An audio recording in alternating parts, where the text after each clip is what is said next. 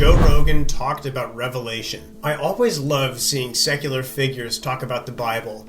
It's so valuable to see that kind of perspective from the outside looking in. Now, obviously, I don't agree with most of what he's talking about, but he does get some things absolutely right. And we'll cover all of it. Let's get into it. But then you have the crazy Christians. And that thing that I sent you, the Yahoo thing that we talked about yesterday with Schellenberger, the Yahoo thing is nuts. So these military leaders, so this comes from one of the non-commissioned officers who went to a briefing. He goes to a briefing, and they inform him that you shouldn't be scared because this is all because President Trump is anointed by Jesus, and this is to bring about Armageddon so that Jesus returns to Earth. This is in a military briefing. One such note included an anecdote from a non-commissioned officer who reported that their commander had urged us to tell our troops this war was all a part of God's divine plan. And he specifically referenced numerous citations out of the book of Revelations referring to Armageddon and the imminent return of Jesus Christ. This is fucking crazy. He said this morning our commander. So this is an officer who's talking about this. This morning our commander opened up the combat readiness status briefing by urging us to not be afraid as to what was happening with our combat operations in Iran. He said President Trump has been anointed by Jesus to light the signal fire in Iran to cause Armageddon and mark his return to Earth. He said he had a big grin on his face when he said all this, which made his message seem even more crazy. Well, that's reassuring. I hate to say it, but Joe is right on this. If you are manipulating Middle Eastern politics in order to bring about the Battle of Armageddon, then you are psychotic. Now, I'm not saying that I don't believe Christ is going to come back. I'm also not saying that I don't believe the Battle of Armageddon will take place. What I'm specifically speaking about is this kind of self-fulfilling apocalyptic prophecy where people take steps to make the second coming of Christ more likely, or to bring about it sooner. It almost feels like you're forcing God to move, like you need to do something for God to listen to you, or that you don't trust that he'll do all of these things in his own time. Not only is it bad for your personal relationship with God, but it also makes Christians look bad on the world stage. Forcing God into a box like that is only going to blow up in your face. This is the scary arm of the right. This is the scariest arm of the right. The people that think that this is one of the main reasons, the Mike Huckabee people, that think this is the main reason to protect Israel. It's a part of God's plan. You know, Israel's where Jesus is going to return. He's going to return to Jerusalem. Yikes.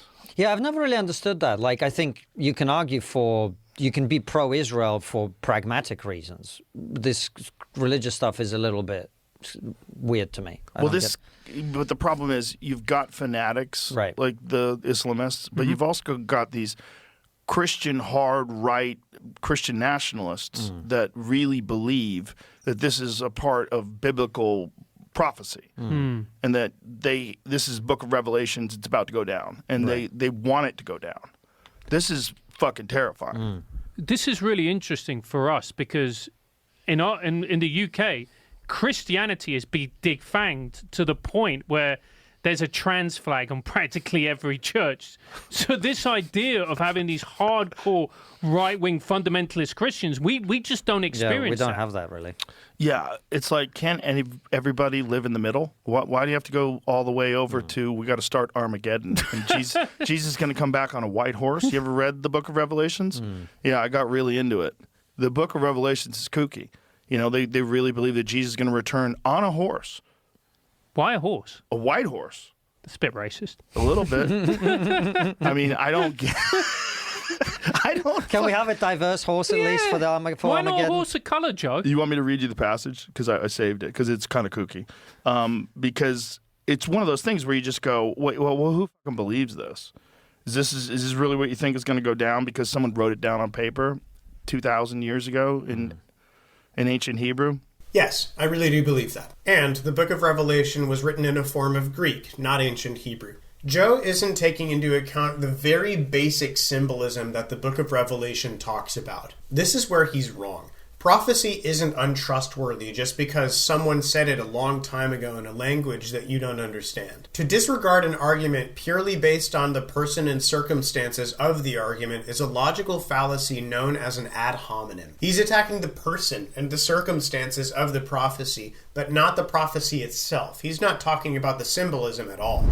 It says, heaven opens and Christ appears on a white horse to judge and wage war. Called faithful and true, with eyes like fire, many crowns, and the name King of King and Lord of Lords. Just imagine it's 2026 and you're like, that's the blueprint, boys. But this is just as scary, and especially for people that are Muslims, right? Yeah. Or anybody who lives in the Middle East. Like this is more important than human life. This is more important than international law. This is like, in the eyes of the crazy on the right, this is the problem. So it's like it's not like one side. It's like all good over here. We have to fight against the Islamists. No, we've got some kooks over here too. If that guy's for real and that guy's in a position of power and he's really having combat readiness meetings where he's telling people that we have to bomb and start Armageddon so Jesus can come back on a white horse, like that's kooky. The thing that is probably reassuring somewhat is President Trump doesn't strike me as one of those people. He's right? not. He's not, right? Whereas the leader of Iran is. Right, but people in the military, I think, are as well. Yeah. And people in high positions in the military, I think, maybe as well. Yeah. If this guy can give that kind of a meeting and that kind of a speech at a meeting, that's a little terrifying. And if I was over there, I'd be freaking the fuck out. If I'd be like, this is your plan? Again, I gotta say I'm with him on this. And it's not like I don't want Jesus to come back, and I do. It's just taking steps to make him come back, or at least to set the stage, in your view, isn't helping our image as Christians. Jesus doesn't need your help with that. He'll come back when he is good and ready. I'm cannon fodder so that Jesus can come back? My body's going to be a part of the fucking signal fire? Let's be honest, though. It wouldn't be that much of a plot twist for 2026, would it? Yeah. Right. It would be the final, episode 10, Game of Thrones, season 6. Yes. I mean, it is getting fucking wild. And that's when the aliens come. Maybe that's what they're doing. The whole thing is, there's not a sane person on either side. The whole thing is nuts. And it's like, it doesn't make sense to anybody. And that's what scares the shit out of me. Stuff like this makes Christians look bad. If evangelicals continue down this neo-prophetic path, it's only going to make us look like a bunch of manipulative, fanatical extremists who try to puppeteer world politics to make Christ come back. It's going to make us look crazy. As a Christian, it is not your job to set the stage for Christ's return. Your job as a Christian is to bring about the light of Jesus, the good news, the gospel, to the world until he comes back. Good news, not bad news. Anyway, that's all I wanted to talk about. Thanks for watching. If you've made it this far, if you like this video, then leave a like and please subscribe. Have a good day.